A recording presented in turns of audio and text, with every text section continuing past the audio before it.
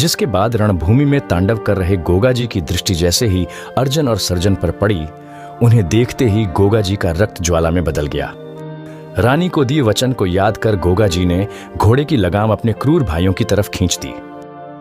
गोगा जी को अकेला आते देख दोनों भाई भी असंख्य सैनिकों की आड़ में गोगा जी की तरफ बढ़ने लगे।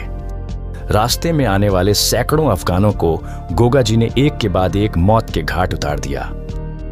गुरु गोरखनाथ के आशीर्वाद से उत्पन्न होने के कारण अर्जुन और सर्जन भी बलशाली थे। काफी समय तक चले भीषण युद्ध के बाद आखिरकार गुरु गोरखनाथ की भविष्यवाणी सत्य हुई। गोगा जी ने अर्जुन और सर्जन का सर धड़ से अलग कर डाला। गोगा जी के रुद्र रूप को देख अफगानी सेना भाग खड़ी हुई। गोगा जी ने पीछा करते हुए महमूद गजनवी को धर दबोचा, जिसके बाद महमूद गजनवी ने गोगा जी के चरणों में गिरकर क्षमा मांगी। राजधर्म का पालन करते हुए गोगा जी ने महमूद गजनवी को प्राणदान दे दिया और रानी सीरियल को दिए वचन अनुसार गोगा जी अर्जुन और सर्जन के कटे सर लेकर ददरेवा के महलों में आ पहुंचे। आखिर वही हुआ जिसका डर माता बांछल को हमेशा से लगा रहता था। गोगा जी के हाथों में अपने ही भाइयों के सर देख माता बांछल के क्रोध की सीमा ना रही। साफ मन की भोली भाली माता ने क्रोध में गोगा जी से कहा कि तुमने अपने ही भाइयों को मार डाला, इसी वक्त यहां से चला जा और मुझे कभी जीवन में अपनी शक्ल मत दिखाना। माता की आज्ञा सुनकर गोगा जी दुखी मन और भरे नेत्रों से ददरेवा से निकल गए। कोलूमंड की सेना ददरेवा पहुंची तो देखा कि गोगा जी पहले ही युद्ध समाप्त कर चुके थे। लेकिन जब सेना ददरेवा के लिए रवाना हो रही थी तो कहीं गोगा जी उन्हें दुश्मन समझ उनसे ही युद्ध न कर बैठे।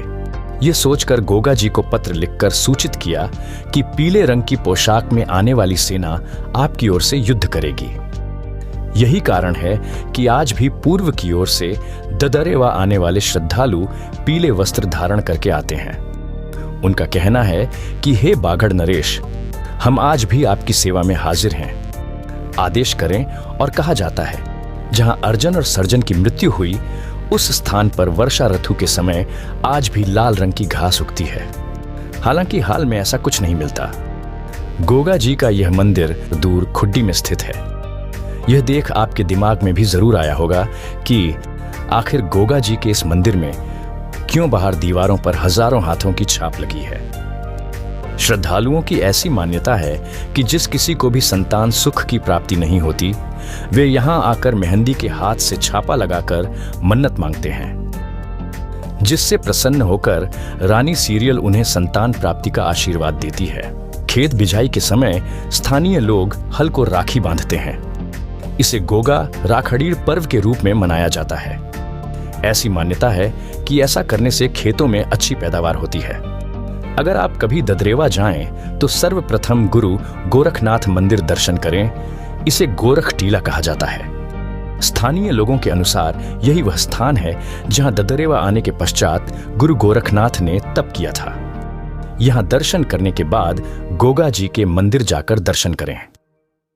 यहां स्थित पवित्र बावड़ी के बारे में कुछ लोगों की मान्यता है कि यह बावड़ी गुरु गोरखनाथ द्वारा नगर में पानी की समस्या मिटाने के लिए बनवाई गई थी। इस बावड़ी से जुड़े अनेकों किस्से और कथाएं हैं। शेष कथा हम आने वाले भाग में जानेंगे।